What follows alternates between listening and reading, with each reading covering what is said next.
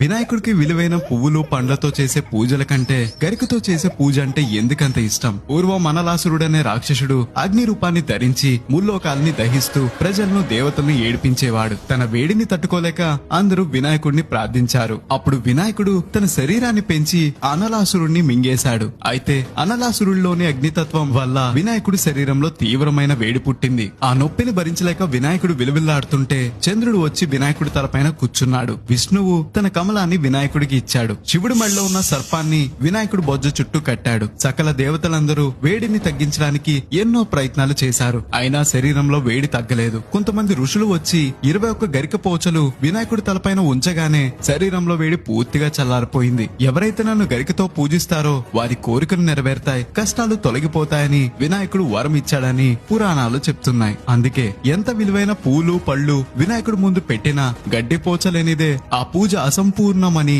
నమ్ముతారు.